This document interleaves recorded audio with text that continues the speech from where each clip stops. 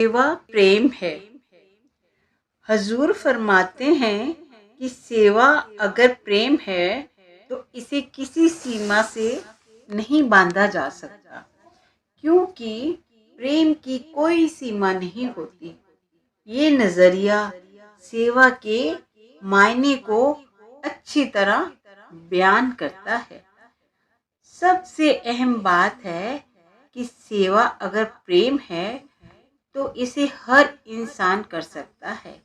हम किसी को ये नहीं कह सकते कि तुम सेवा के काबिल नहीं हो, फिर तो हम प्यार के काबिल भी नहीं हैं। अगर किसी डिपार्टमेंट में किसी खास हुनर की ज़रूरत है तो उस इंसान में नहीं है जो सेवा करना चाहता है, तो उसके लिए किसी दूसरे डिपार्टमेंट में जगह बनाई जा सकती है। सेवा में सभी को साथ लेकर चलना चाहिए। इसीलिए हम लोग जो सेवा करना चाहते हैं, हमें ध्यान रखना है कि हम उस किसी तंग दायरे में बंद नहीं करें। हमारे अंदर केवल वही सेवा करने की चाहत नहीं होनी चाहिए जिसके साथ कोई बैज, ओहदा या बाहरी तौर पर दिखने वाली कोई पहचान जुड़ी हुई हो। एक सत्संग घर में किसी औरत ने, जिसकी उम्र 60 साल से ज़्यादा थी, शिकायत की कि उसकी ज़्यादा उम्र की वजह से उसे सेवा ना देना उसके साथ बेइंसाफ़ी है। लेकिन उसी सत्संग घर में 80 साल से भी ज़्यादा उम्र का आदमी, जिसकी कमर झुकी हुई थी, हर रविवार को सत्संग वाले दिन जल्दी आ जाता था। उसकी कोई पक्की सेवा नहीं थी। वे अपनी मर्जी से सत्संग हाल में रखी हुई हर कुर्सी को बड़े प्यार से पोंछता और फिर उनको थोड़ा आगे पीछे खिसका कर इस ढंग से रख देता ताकि वे सजी हुई और सीधी कतार में हो जाएं।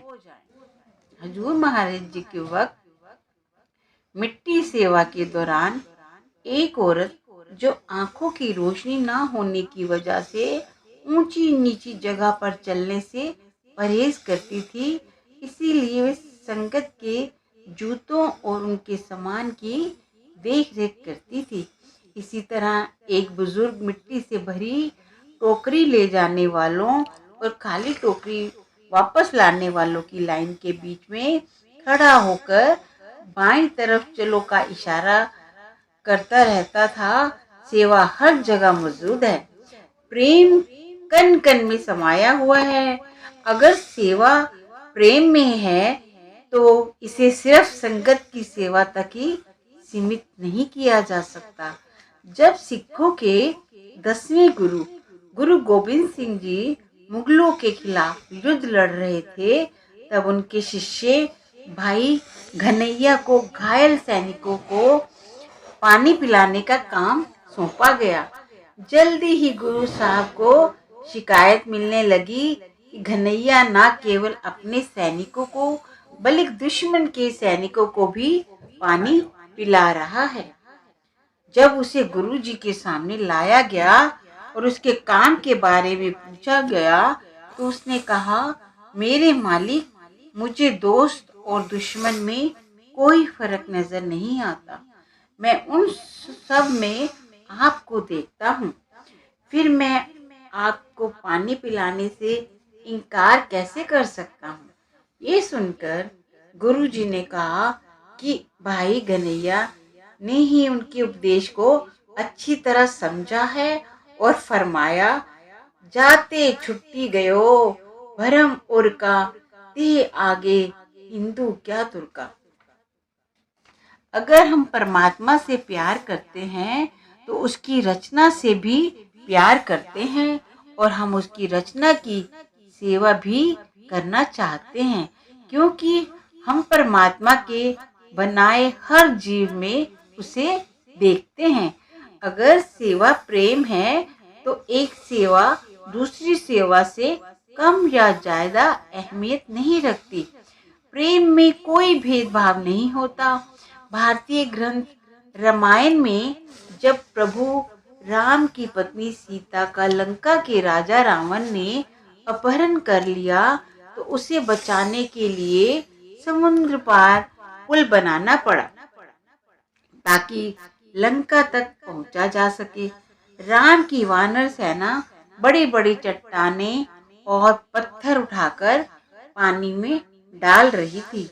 सेवा भावना से प्रेरित होकर एक नन्ही गिलहरी छोटे छोटे कंकर उठाकर पत्थरों पर डालने लगी। वे पूरी श्रद्धा से अपना मामूली सा योगदान दे रही थी। वानर उसकी इस छोटी सी कोशिश का मजाक उड़ाने लगे, लेकिन जब उस दुखी गिलहरी को प्रभु राम के पास लाया गया, तो श्रद्धा और संपन्न भाव से की गई उसकी सेवा को देखकर प्रभु राम ने उसे आशीर्वाद दिया। हम सभी बड़े बड़े कार्य तो नहीं कर सकते, लेकिन हम छोटे छोटे कार्यों को प्रेम से तो कर सकते हैं। क्या प्रेम को मापा जा सकता है?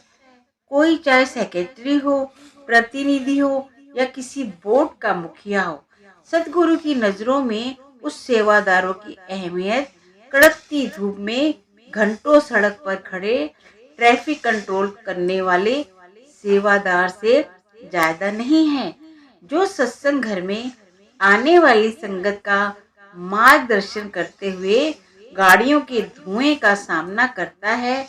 बाबा जी फरमाते हैं कि हम जब इस श्रृंखला की कड़ियां हैं और कड़ी श्रृंखला के लिए जरूरी है।